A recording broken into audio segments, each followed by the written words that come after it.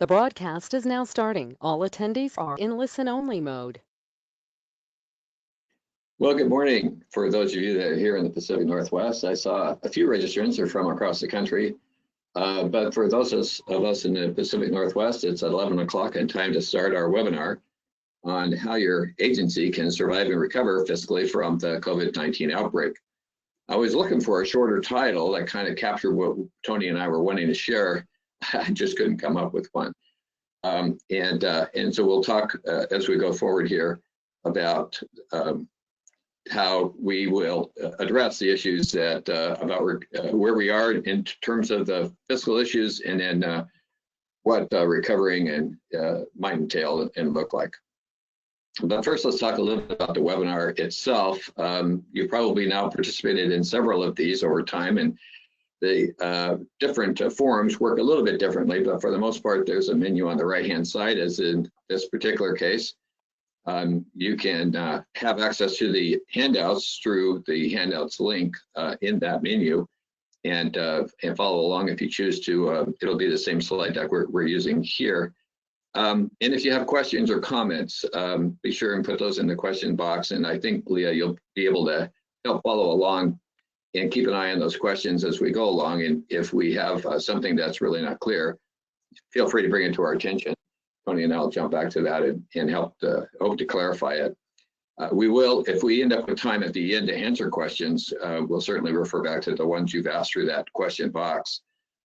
If you're having problems with being able to participate in this webinar, first of all, you probably aren't even listening to me at this point, but if you can hear me but are still having problems, feel free to call 206-625-1300, and that's the MRSC main office phone number. It will get you some help to make sure this webinar is working for you. And as is often the case, there will be a recording of this webinar, and we'll be able to provide that recording to all the registered attendees. I see many of you who signed up are in fact participating in this webinar live, although it's not uncommon to be able to sign up and then refer back to the recorded webinar later on.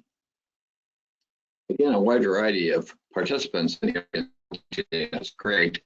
A little bit about the Municipal Research and Services Center, or MRSC. So we are a research and consulting agency primarily focused on Washington and local governments and state agencies. We are funded through a variety of sources, but primarily through a grant through the state of Washington. So our focus is on Washington's local governments. We have a variety of services available, including our one-on-one legal and policy consultation through the Ask MRSC link on our website. mrsc.org is the website link. And as you know by now, webinars, we do in-person trainings, although we haven't done many for a while now, and hope to get back to those soon. Those are certainly important way to interact with our clients and get good information. Our website provides timely news and links to a variety of resources, not just our own, but we do have from our own efforts a variety of blogs and updates about some of these topics we're focused on, including, like many organizations today, a focus area on the COVID-19 topic through our website. So be sure and take a look at that. One of the things we get asked about a lot is if we have examples of maybe ordinances or resolutions or policies, and we have an expansive sample document library available through the website, and then a variety of other kinds of tools and resources as well for those of you who find a need for that kind of thing. So I'm Mike Bailey, and I am a finance consultant at MRSC. I've been there, I think, going on 2 years now this summer. And prior to that, I had 38 years in local government financial leadership, working backwards, finance director at Redmond, at Renton, and Linwood and Everett and Wenatchee, among others. And so I've been involved in training and have actually worked with MRSC through my city employer day jobs off and on over the many years, and was pleased to be able to join MRSC on staff. Like I said, it'll be 2 years in August. Joining me today is Tony Nelson. Tony, you want to say hi? Yeah, hi, this is Tony Nelson, and I too am a financial consultant here at MRSC. have been with the MRSC for 6 years now, and have, like Mike, I have been working with local government. My specialty has always been probably smaller local government.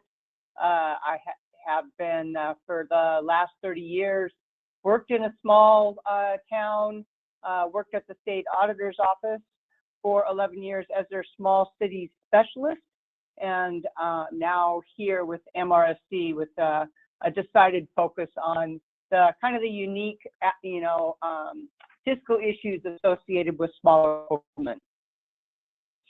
Thanks, Tony. And Tony, of course, is the author of many of those important resources I've mentioned about on our MRSC webpage, including the newly updated revenue guides for both cities and counties, and the annual budget suggestions and things of that sort. So many of you have already known Tony well for her work in a variety of capacities here at MRSC.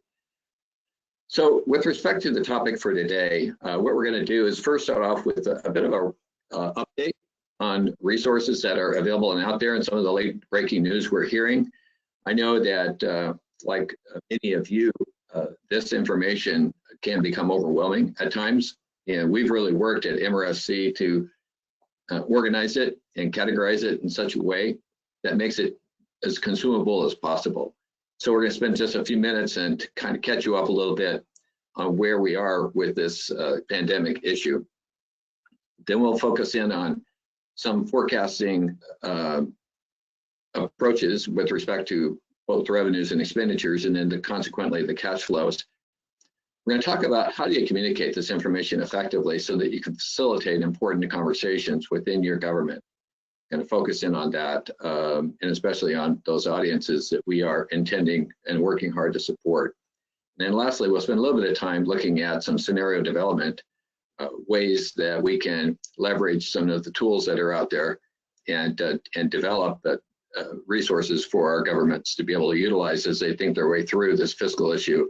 And again, hoping to inform a little bit of how do we pivot into finding a place to land. And it's awfully early to begin talking about that, as I thought about it this morning, kind of prepping a little bit for comments today.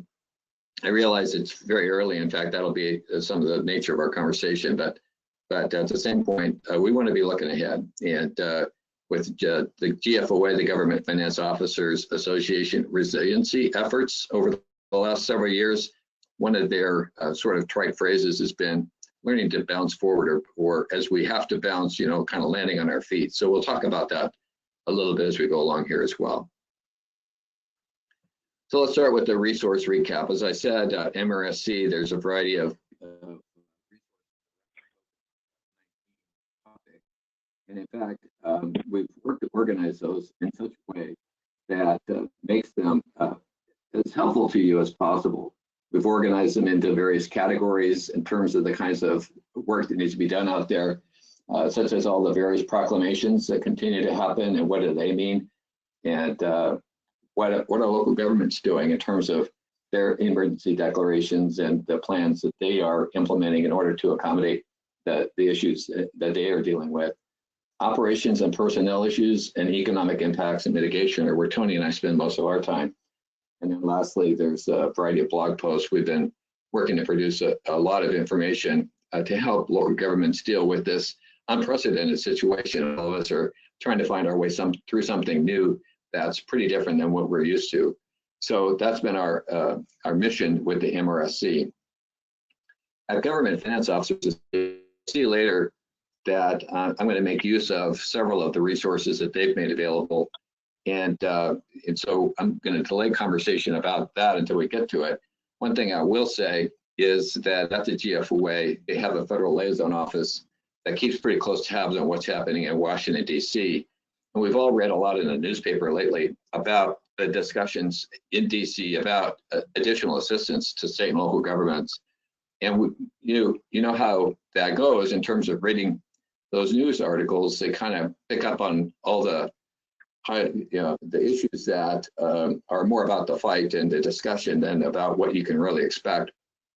And so I talked to Emily Brock at the Federal Center for GFOA, and she said there actually, from her perspective, there actually is hope.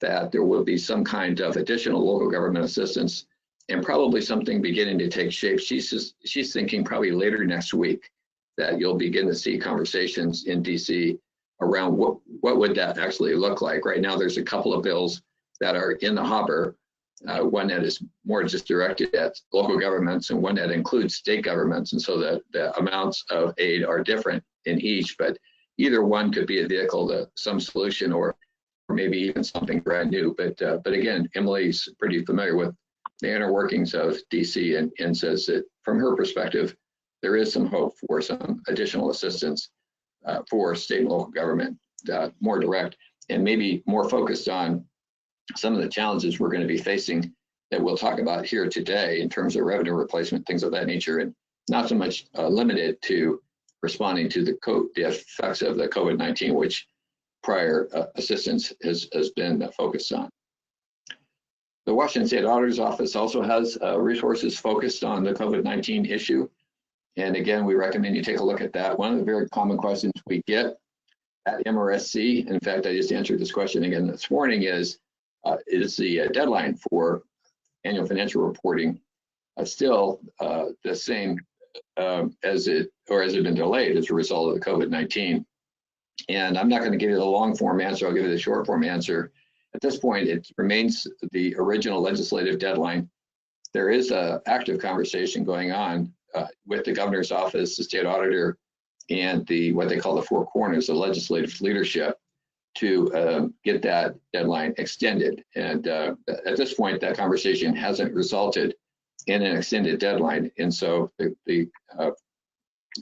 notwithstanding the efforts, and I will say the auditor's office has been very proactive in trying to help us deal with these issues, the deadline remains the same. And lastly on this list is the Association of Washington Cities. Many of you on this webinar are with the Washington City, and there are resources and webinars and whatnot available on the AWC website as well. Tony, anything to add to that recap? No, I think that that as far as additional information, each one of the other couple other state organizations that are out there that are also trying to stay on top of the COVID issues and fiscal resources is the Washington State Association of Counties, so WASAC, as well as the Washington State Association of Sewer and Water Districts. So we jointly did a presentation last week on utility issues. So they're also very much a resource for those particular special purpose districts and or multi-districts like the counties. Great. Thank you, Tony. So now moving on a little bit to again, some of the work primarily focused on the finance office. Again, we see a variety of types of employees and elected officials on the registration log for this webinar, and I think that's great. We're going to get to, I think, everybody's interests as we go along here. But we're going to talk a little bit about financial modeling and whatnot here with an eye and an intent on how we can do this work in support of those others in our organization. And again, we'll talk about communication and ways we can facilitate constructive communication on these topics. And so I'm really pleased to see a pretty broad audience in the webinar.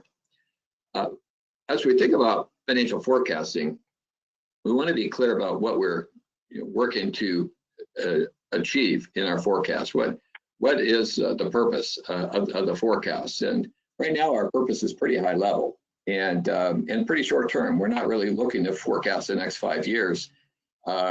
We've done actually in the past a webinar on long-term financial forecasting, and I'm going to leverage a little bit of that worksheet later on. But really, we're focused on the near term, and we're focused on pretty high level, as I said. So that's really where we need to spend our time and energy, and I'll come back to that as we go along.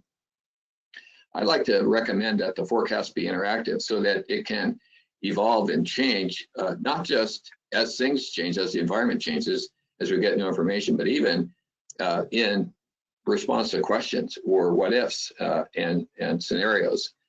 And it should, it's not about the forecast itself. The forecast is a tool that can be injected into a story. and can help generate some feedback and communication around these issues and facilitate a discussion. So that the goal of forecasting in my mind is not to forecast in and of itself, but to forecast with respect to how that product informs the conversation, can explore and evaluate alternatives, and facilitate a constructive discussion within your organization, within your leadership, your administrative leadership, and among your policymakers as well, as they have to make some choices and decisions and want to understand what's going on and be able to participate and interact in these discussions as well. The fundamental principles for revenue forecasting really aren't different. They really rely on us as the financial experts within our organizations to understand our tax base or our revenue base and understand the local economy and how those two relate. Tony and I were talking earlier, and many organizations on the webinar today are property tax oriented. The vast majority of your resources come from property taxes. And so when we get to the kind of the breakdown of the revenue types, you'll see that's gonna help inform the way you think about these issues. Whereas others who are more reliant on either fees like a utility or sales taxes like many cities and general governments, that's gonna cause us to need to understand the tax base in a much different way. And revenue forecasts have always been a mix of quantitative analysis as well as qualitative analysis. In other words, the quantitative part is about the numbers. You know, what are the trends? What are the rates? What is the tax base? And we can put those numbers into a spreadsheet, and we can manipulate them and understand the consequences of one change versus another. But add to that the qualitative. You know, what do we know that's going on out there? What are we hearing about the effects of whether COVID-19 or the secondary and tertiary effects, and how is that going to influence the way we think our future revenues will be affected by these issues and concerns. Of course, we always like to see trends in revenue analysis. Typically, has to illustrate past norms. It can be an effective way to show kind of what our forecast was, because again, we're talking about this current budget year. So we're talking very near term. So many of us had an expectation of what to expect in these various categories already, and so we can use those trend lines to show now what we're seeing and how deviations might occur. And then to the extent that the fundamentals haven't changed, a trend line can help inform the forecast as well. Property taxes, as I said earlier, are likely going to be more stable. In Washington State, of course, our tax structure is more revenue-based. We can increase or decrease the overall amount of taxes to be collected, and that will influence the levy rate. And in a growing economy, as the value of the tax base grew, then the levy rate would tend to decrease because, of course, the overall amount that could be collected was limited to a 1% increase. And during the last Great Recession, which many have used as a kind of a point of comparison for fiscal issues this time around, the levy rate increased. And in some cases, I know in some cities, the levy rate increased up to the ceiling of, depending on your certain particular situation, $3.60 a thousand or whatever the case was. So the levy rate will fluctuate in response to what happens to the tax base as your elected officials decide to either maintain a steady property tax revenue or not. Now within that tax base, there may be some changes, and there was a very good webinar that was on a couple weeks ago where the chief economist for King County was talking about what he was seeing, and he speculated that commercial values may be limited because commercial values are derived by property incomes, and if those property incomes decline, then the value of those properties will decline from an assessed value standpoint, and that may shift more of the burden for the property taxes to residential taxpayers. And we certainly saw that in the last Great Recession, and that created some concerns on the part of residential property taxpayers who were concerned that their tax bills were going up pretty significantly. And some of that was a tax shift. New construction is likely to be different. than what we were originally thinking in our long-term projections, but that's off in the future.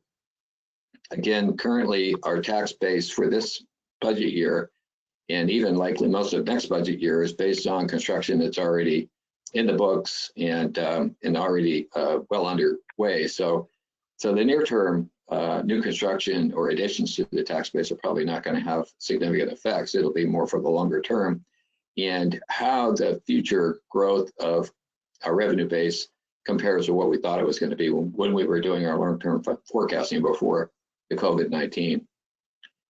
And then we have seen, I think it's 8 counties, the last I looked, that have deferred the first half property tax payment beyond April 1st. And in most cases, the deferral of the due date for first half property tax payments was to June 1st. There's a few exceptions to that.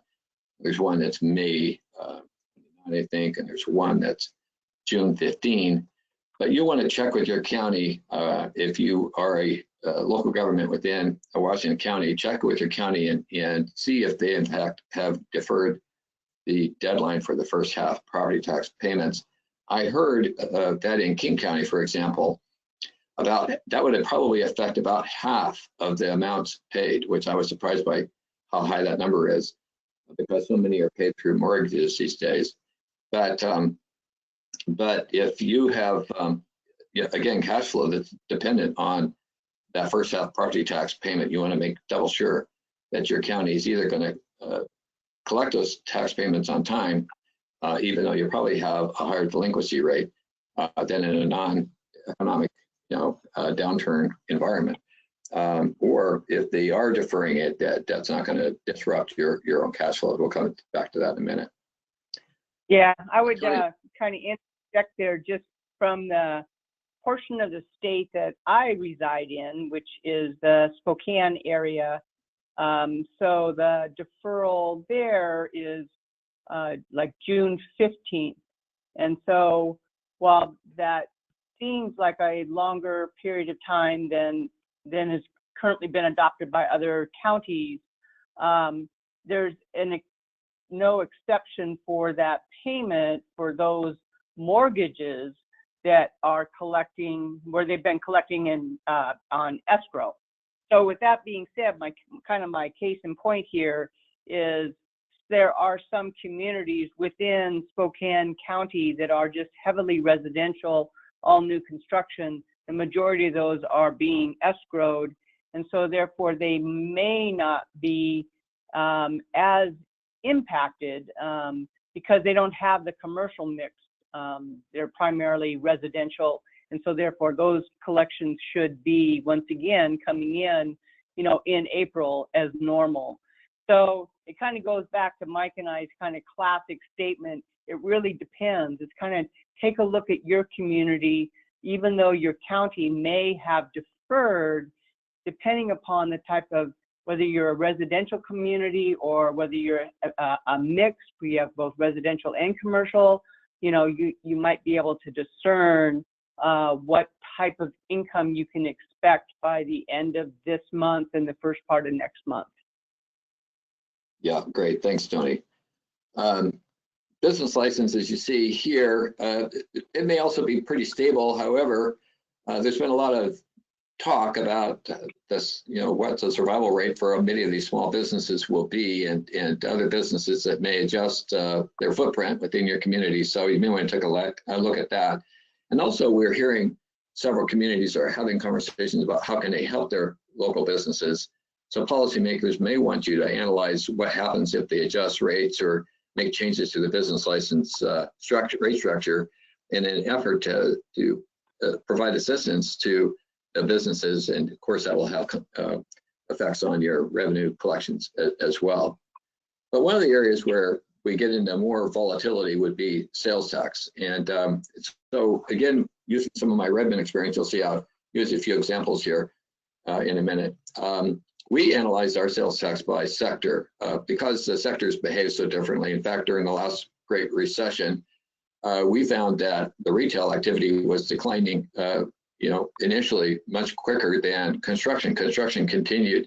And in fact, our sales tax remained relatively strong for several months as a result of the construction activity continuing as projects were continuing to be finished.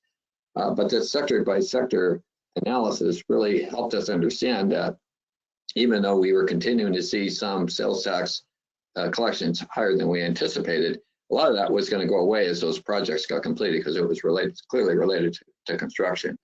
And we'll take a look at that as in some of the examples here in a minute. And I've used the recession from 2008 a few times by way of comparison. And, you know, I think in some cases that's helpful. I think in other cases, this is very, very different. You know, I like to say that the economy of 2006 and 7 was kind of an unrealistic economy. There was a lot of speculation going on, as you all know, a lot of over leveraging and whatnot. And by contrast, in the last couple of years, I think our economy has been stronger. It's the balance sheets have been stronger.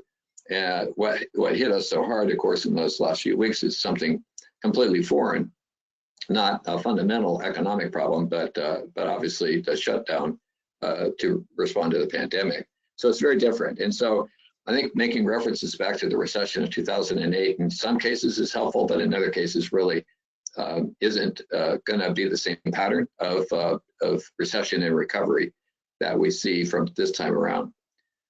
And one of the concerns, of course, in this regard is that the data we have for analyzing what's going on out there really has a significant lag. Again, Tony and I were talking this morning, governments are going to be getting notices about sales tax collections this week. Those are from February. And February, you know, we began to hear concerns about this issue, but certainly nothing like today.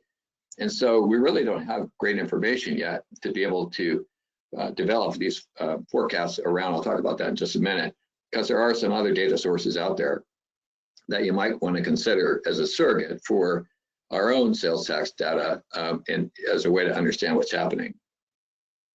Again, as I mentioned, by way of example, this is from 2008, 2009, and of course, by comparison to 2008, it is a 2009 report that I presented to the Redmond City Council as part of our quarterly financial report. It's just contrasting sales tax by category. Here you can see the different categories that are provided through this information we get from the state. And you can see that the decline that occurred in retail sales, 12.4% in this particular example. But then again, the point here is just to be able to analyze this category by category. Because as you can see, construction was fairly stable still. And in fact, the information category, though smaller, was growing. So we would always drill into this retail category. So this is a subset now of all the retail classifications within the retail category. And again, you can continue to understand kind of what's happening economically in these various categories by looking at your own sales tax data. To repeat myself, having just said that, the data you're going to be getting this week is from February. So it's a little, it's too early to be able to do this kind of analysis. Hi, As a Mike. result, yeah. Mike, I have a quick, I guess, comment. Someone said that they're having difficulty in finding reports for sales tax by NAICS from DOR's new system. Can you comment on that? Well, I don't know. Tony, you may be more familiar with that since I've not done this work as from a city perspective for a couple of years. I haven't used the new DOR system, but I do know that they changed it. And Tony, have you heard anything about DOR's new system? Yeah, I'm like you, Mike. You know, I've not been working at a city to get my hands on that system, and you actually have to be, you know, like a local government entity to be able to kind of get in and generate, you know, the report. So my sense and feel for gathering that data. I do know the DOR has been, you know, very good about, you know, helping local government, you know, develop the reports that they need. So I would certainly just reach out to DOR to ask for some assistance with those particular codes, and so you can pull out, you know, specific industry data. Yes, and I've worked with a few cities in my consultative role there at MRSC, and cities I've worked with, I know we're getting good data from DOR. So I think you're right. It's worth contacting them. And Tony, maybe when we get off this webinar, we can do that and post an update if we get one from DOR on our website so that we can help people find those resources because it's going to be really important.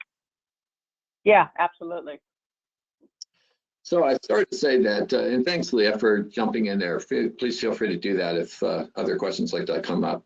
But as I started to say, since DOR data is going to lag for 2 months, and there's really no way around that. One of the questions we've gotten at MRSC is isn't there a way for us to get more timely data from DOR? And the answer is essentially no.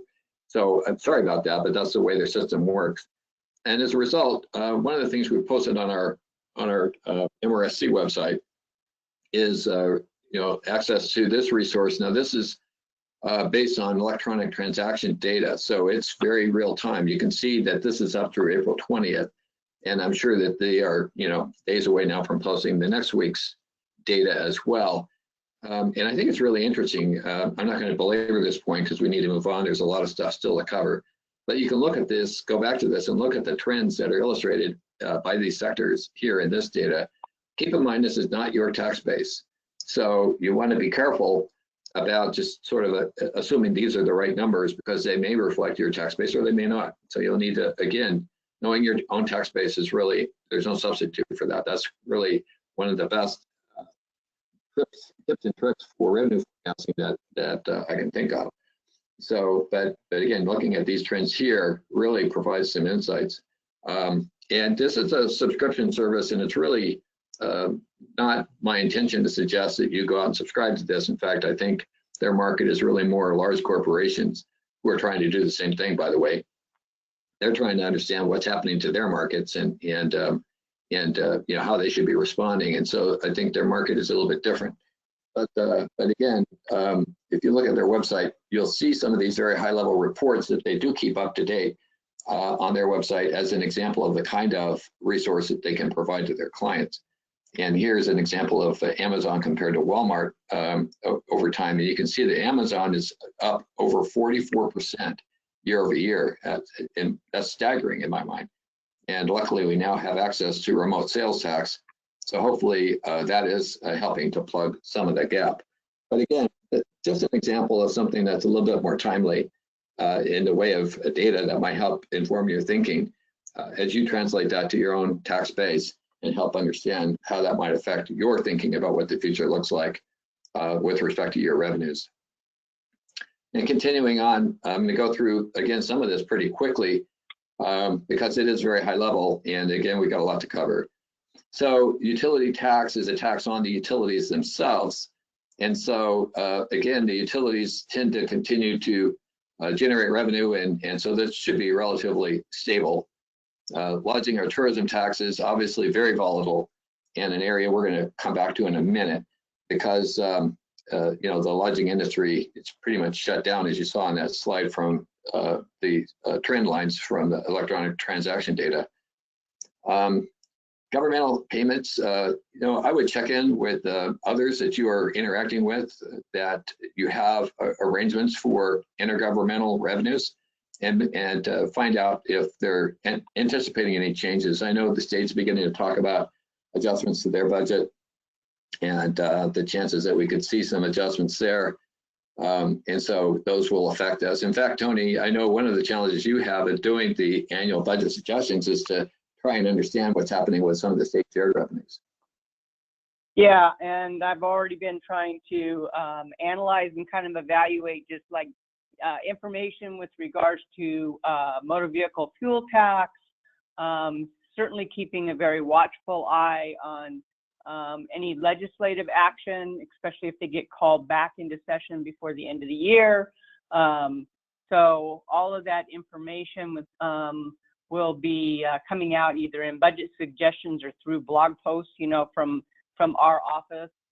So this is an area that I really have been focused in on. I kind of want to just interject on the utility tax because I said this last week during the utility session that we had, that if you, because of the deferral on payments, and then depending upon your particular jurisdiction and how long of a deferral you're going to provide to your customers beyond the lifting by the state, that will have some, kind of impact on the utility taxes that will ultimately flow from those utilities back into your general fund.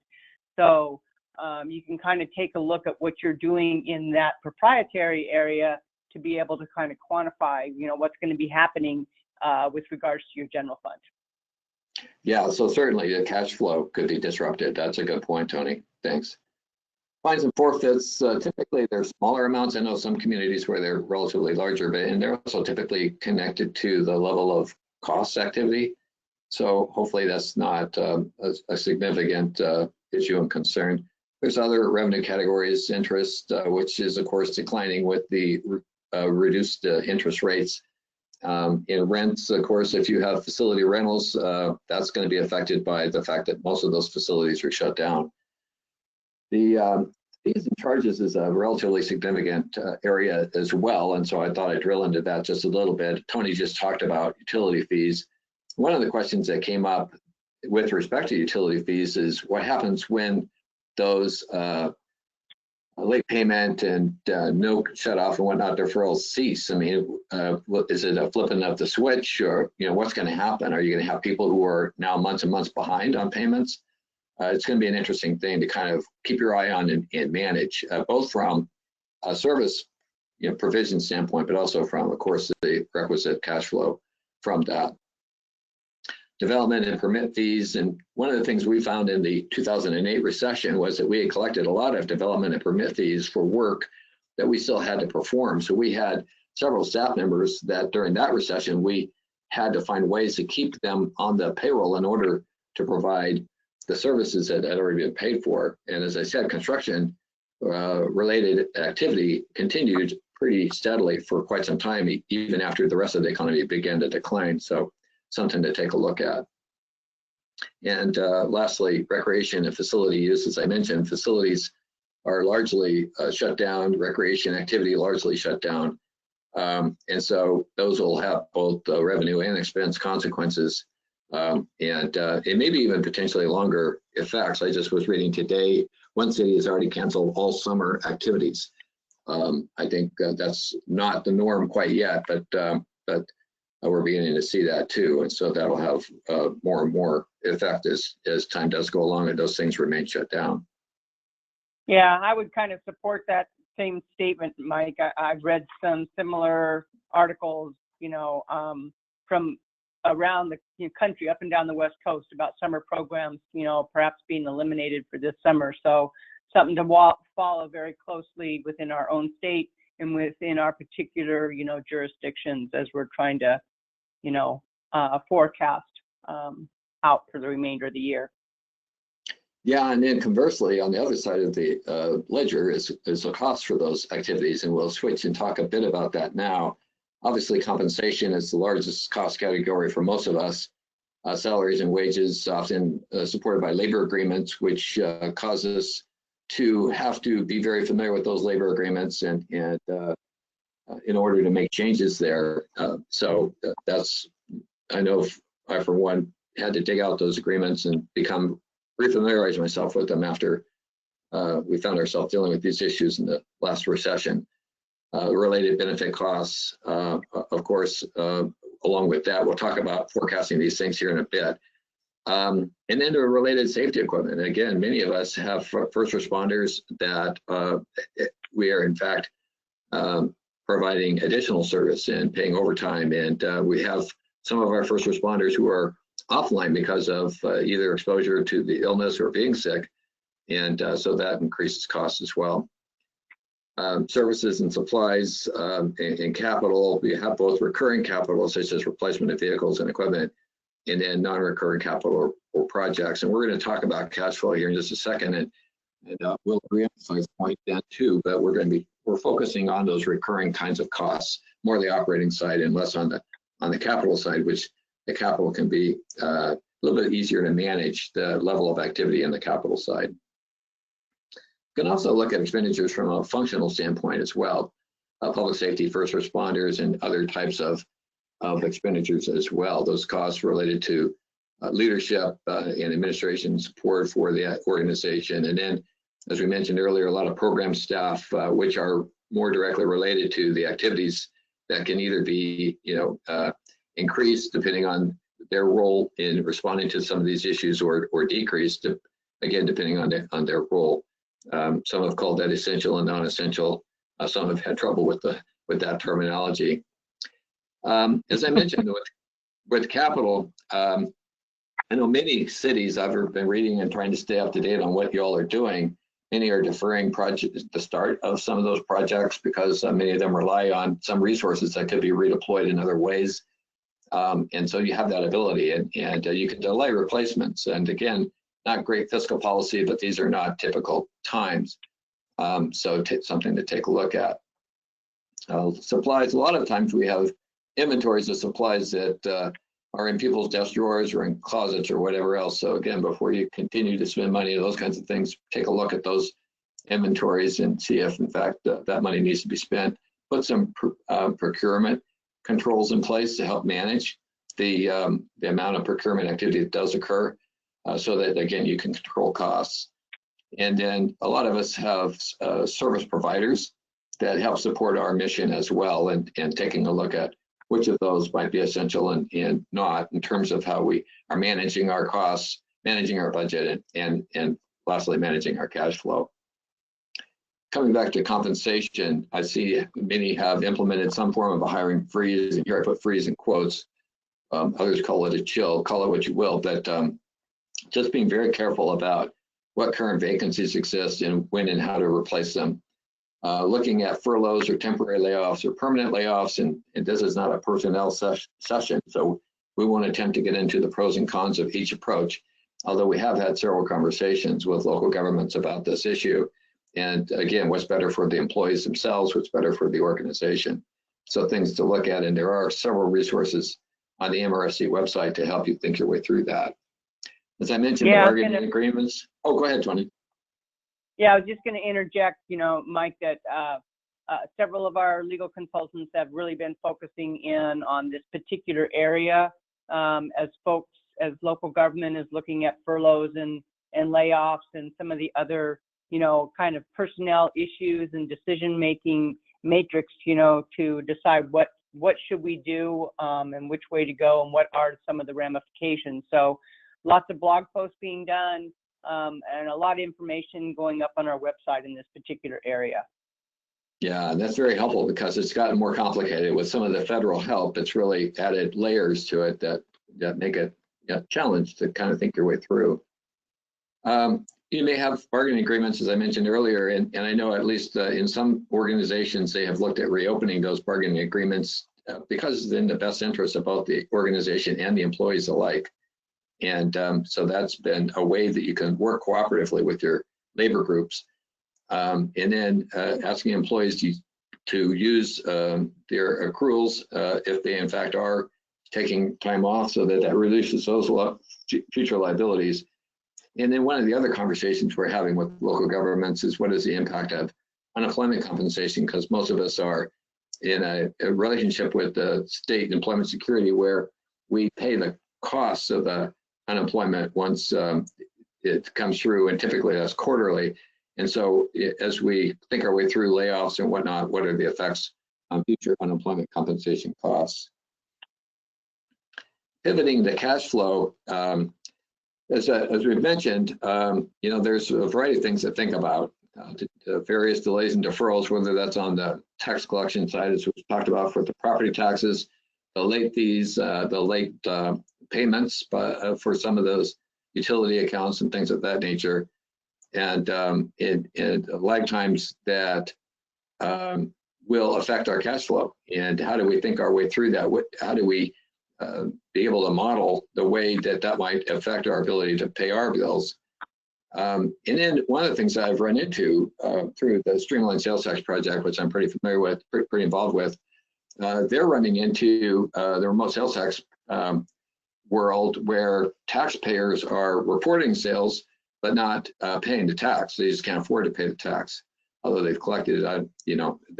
I'll leave that subject to somebody else. But on a national level, they're saying that's becoming a problem, and so we may find that we have some taxpayer compliance problems at the local level as well. Something to keep in mind.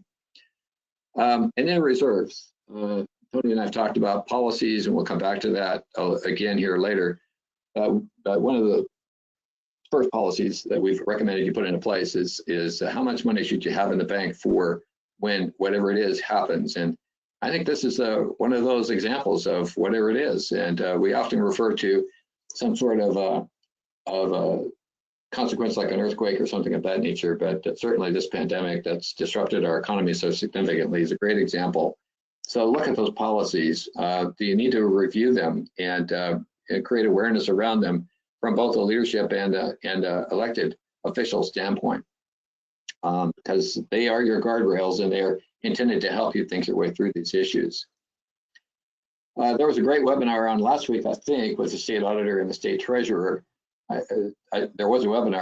I don't have any question about that. I'm just not sure if it was last week. All these days run together.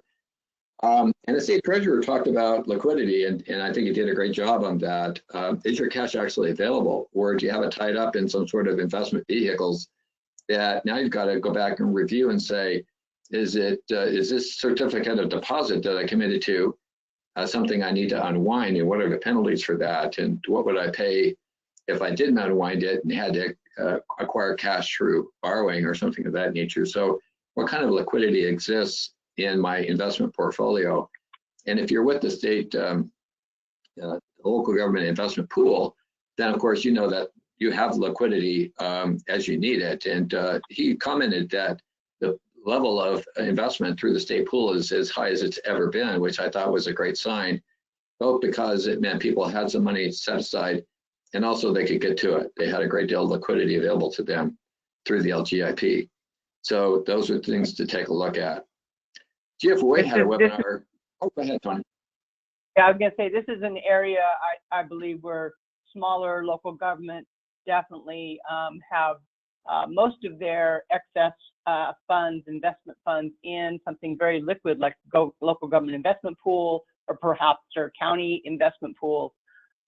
So liquidity will be very advantageous to those smaller jurisdictions at this point. Yep. Yeah, Hey, that's great. we have a question. Any resources on severance packages when laying off or early retirement packages? Is the state helping cities with the possibility of early retirement packages? Well, I'm not yeah, I aware haven't yet. heard anything about that. Yeah.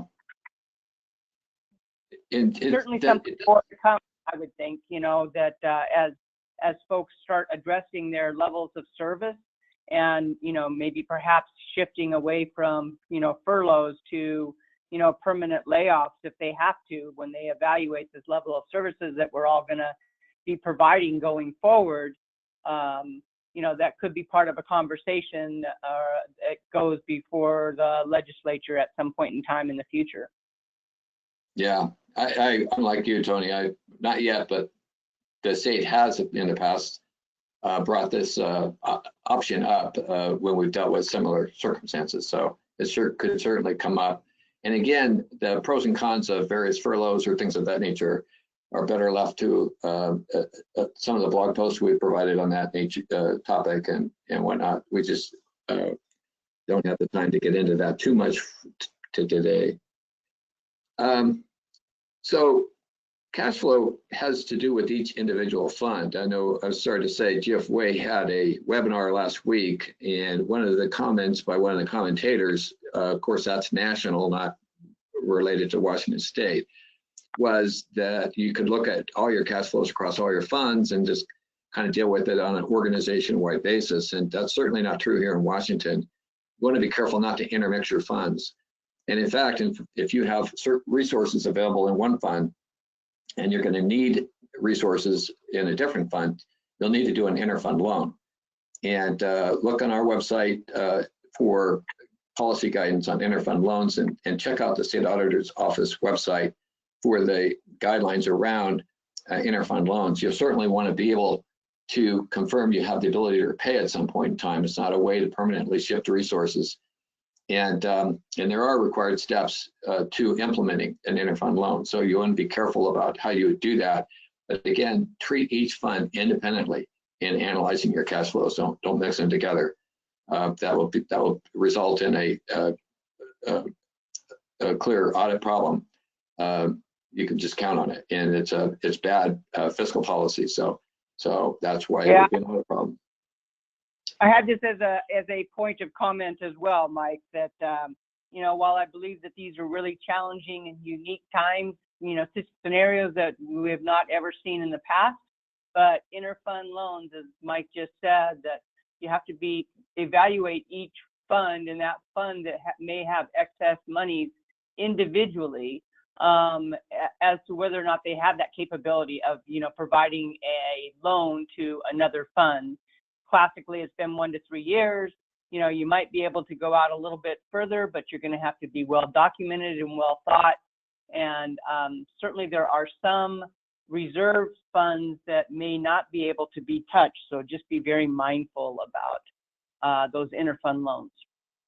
Yeah, and if you have questions about that, feel free to contact us through the Ask MRSC resource, and that's the kind of stuff we deal with all the time. We'd be glad to help you. Short-term borrowing, you may find you need cash in a fund, and there's a variety of ways you can acquire cash in order to make your payroll and keep things moving in your government. Again, you're going to have to ask yourself, going to be able to demonstrate your ability to repay that at some point in time. And you should have, again, borrowing policies on your books that you can use as a way to help think your way through this. Be sure and consult your debt team. Your bond counsel needs to be involved. Hopefully you have an independent financial advisor, which is a recommended best practice by GFOA. And those folks can help you think your way through this issue as well, because the access to the markets, the ability to be able to borrow money could be a problem. Liquidity in the local government space has been a national issue. And while the Federal Reserve is attempting to help with that, their focus is really on the larger governments and not on any of the smaller ones that are on this call. And again, some of these funds we don't think about all that often. As I mentioned before, debt service, if your county is delaying property tax collections, be sure to make sure that you have the ability to make your June debt payments, even if you don't collect your first half property taxes. And so that's something for you to look into. You may have made commitments and provided grants to agencies for their activities under your lodging tax, and yet your lodging tax collections may not materialize to the extent you anticipated them to. So look at some of these other funds, and again, our focus is on operations and not so much the capital project fund, because as I said earlier, operations aspect is really where we have less control over what happens with our cash flow, and so we need to be more proactive about managing that. Now, I wanted to switch, move to communication a little bit, because again, as a finance officer, it's really important that we understand the opportunities we have to provide constructive input into the discussion that is going on in your government. Make sure you're focused on what the government actually needs. I mean, if your government is really not needing you to do a detailed analysis of something, of one thing or another, but they need you to focus on something different, be really focused on listening to what the needs are out there and responding to that, maintaining your role as a trusted advisor with decision makers through high degree of credibility. I've seen a lot of speculation about, oh, our budget's going to have this much impact or that much impact, and at this point, nobody can know. I saw a quote from the director of the Office of Financial Management for the state of Washington, this morning's paper, and he said, "We don't know. We're going to do our best to understand it as it unfolds, but at this point, we just don't know." And so that credibility is so important. And I've seen some really good examples of it out there. For instance, the city of Walla Walla, in their approach, has talked about a range of impacts depending on what happens, and then a range of responses. And I thought that was a very well thought out approach. So just be real careful about what you say, because your credibility is going to be really important to help be constructive in having good conversations within your organization these days. If something is your best guess, if it's speculative, be sure and be clear about that. People oftentimes will take a number they hear us say and believe they can take that to the bank, when we're just trying to help to give them a sense of one end of the spectrum or another.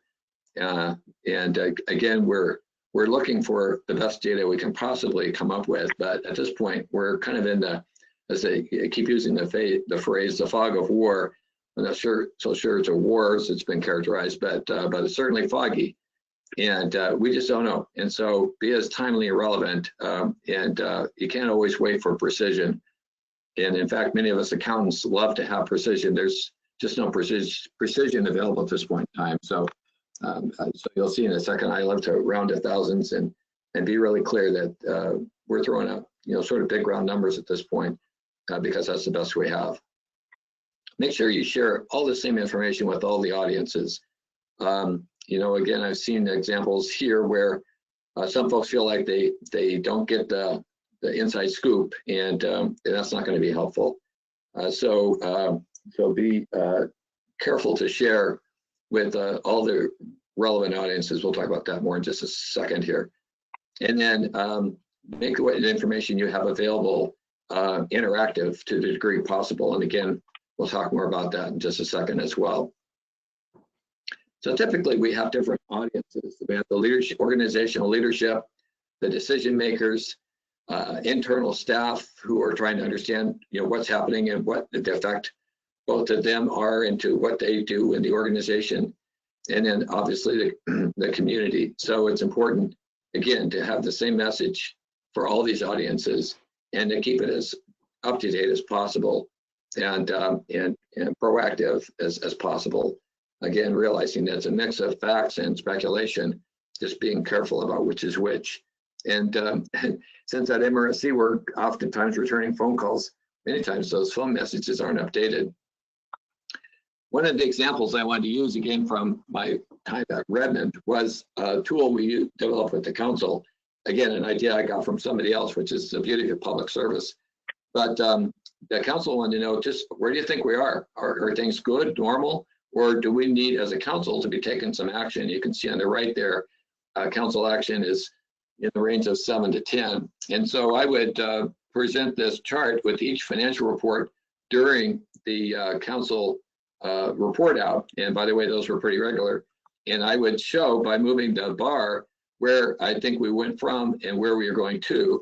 And then what, that would inform the narrative. Then I would follow it up with why I think that, what are the numbers saying, what is the crystal ball saying, to the extent that relying on some speculation. But this tool turned out to be very popular with the council because just by glancing at that, they could kind of get a sense of where I thought we were from a fiscal management standpoint. And I realize we're close to out of time, but I did have some scenarios here I wanted to run through really quickly. And let me say that a lot of these tools and resources are available on the GFOA website.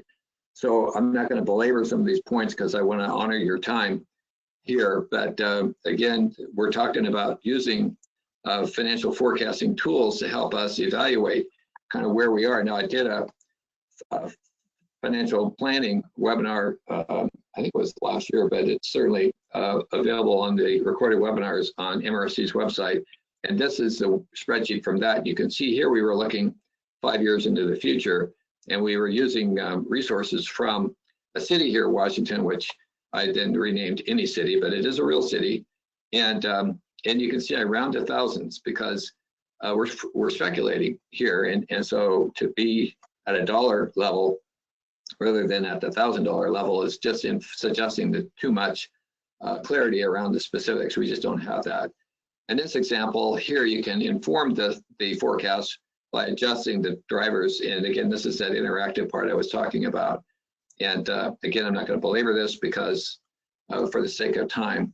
On the expenditure side, I've always found it's much easier to manage forecasts and cash flow by the type of expenditure, not the nature of it. So salaries and benefits, supplies, services, things of that nature. And again, here's where the drivers would come, where you can add or subtract FTEs and see the effect of that on the forecast. So this is a tool that you might find helpful, that rather than dealing with it on years, you could deal with it on months. This is the resulting chart. A lot of policymakers would be able to quickly absorb the chart and see what the consequences of certain decisions might be when the spreadsheet itself may be a little bit too dense or whatnot for some of the folks that don't kind of think like us accountants think. In another Redmond example, every monthly financial report we produced in Redmond, and I think this is still the case on their website, redmond.gov/finance, you'll see the monthly cash flow here. And here, over 24 months over the biennium, you can see we started off with a little over $7 million of unneeded for the reserve target balance and cash that we intended to spend by the end of the biennium, and tracking the cash flow on a month-to-month basis. So that's an example of how you can just build that into your financial reports and provide that on an ongoing basis, whether you're in a pandemic and emergency or not. And I made reference a couple times to the GFOA models, and here's what they call the super simple model. And this is on a month-by-month basis for 3 years. And it's as simple as taking down here at the bottom, putting in your revenues that you anticipate for each month by revenue type, and then below that is expenditures by expenditure type, and then above the model will illustrate your cash flow. The gray area is your cash, the black lines are your income, and the red dashes are your outgo. I adjusted this to defer property taxes for 2 months and then pick up those deferrals in the subsequent 4 months, just to illustrate what would happen to this model if it went negative on cash in this particular month. And you can see that when it goes negative, then the background chart changes to red. So it's easy to use this tool to forecast your cash flow on a month-to-month basis by fund, and be able to see when and if your cash is anticipated to go red, and when you need to anticipate being able to borrow so that you can make your own payroll and other expenses. So to wrap up, again, a lot of this is going to be based on speculation, and you can stress test, you can build these models in relatively easily, and then go in and essentially play with them and stress test them. And if you do that, one of the things that I would suggest is that you create a separate model for different scenarios. What you'll find is as you evolve one scenario to the next, you'll lose the history. So if you want to keep track of kind of what one set of drivers looks like versus a different set, you'll want to save off that work and create those scenarios as independent files. Otherwise, it'll all run together. And so you want to be careful about that. Step back after having done this and make sure that the work product looks reasonable. As these inner working models kind of get going, you can easily make a mistake somewhere along the way and change an equation or something and have the thing go out of whack. And so make sure it looks reasonable before you share it out with others. And remember, keep it high level, simple, and focus on your audience and the conversation at the time. Here's access to the GFOA resource for those 2 models. I showed you what they call their super simple model. And it really is pretty simple. But if you go to gfoa.org/FFA, or Fiscal First Aid is their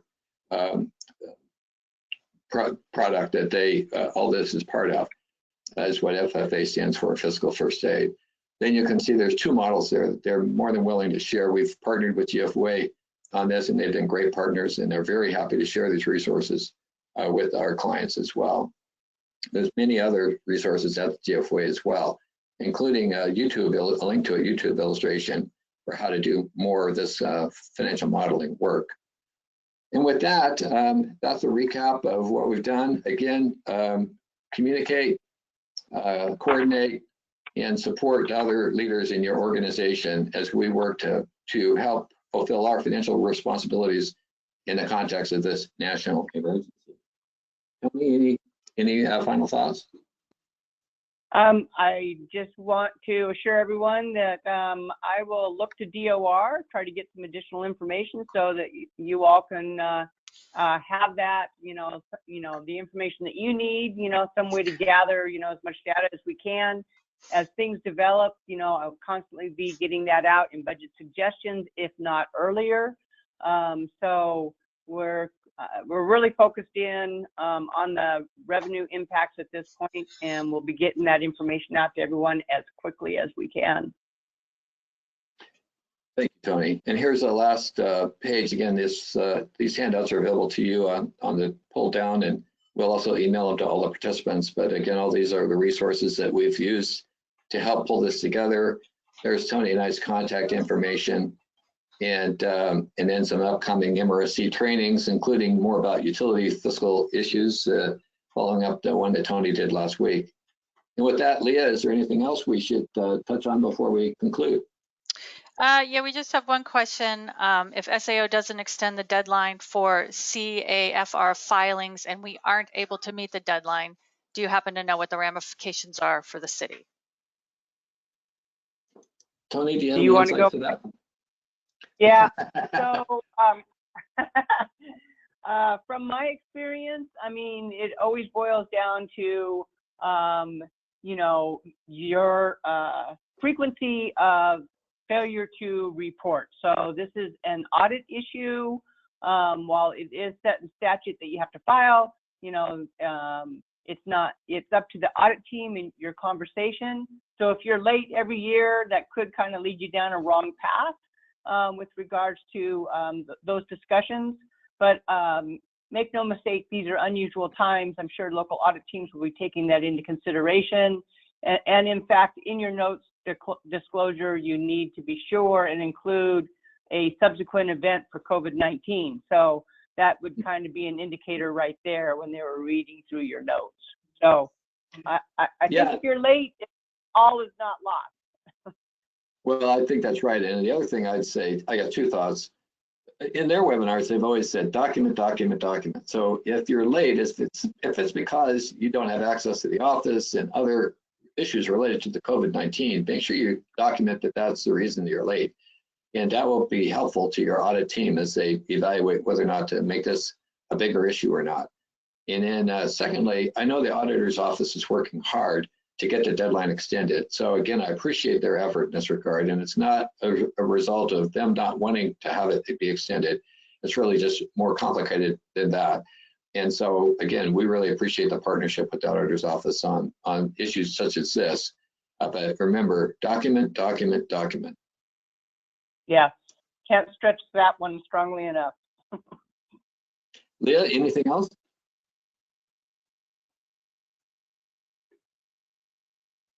Okay, well, apparently not. And again, I appreciate everybody who stuck with us through the 7 minutes over the end of when we were supposed to be on, but we do thank you for your participation today. And please, again, feel free to contact us through our Ask MRSC resource, and we'd be glad to answer any additional questions you might have. And we appreciate any input for the kinds of resources that you think would help you do your work, maybe that we haven't gotten to as yet.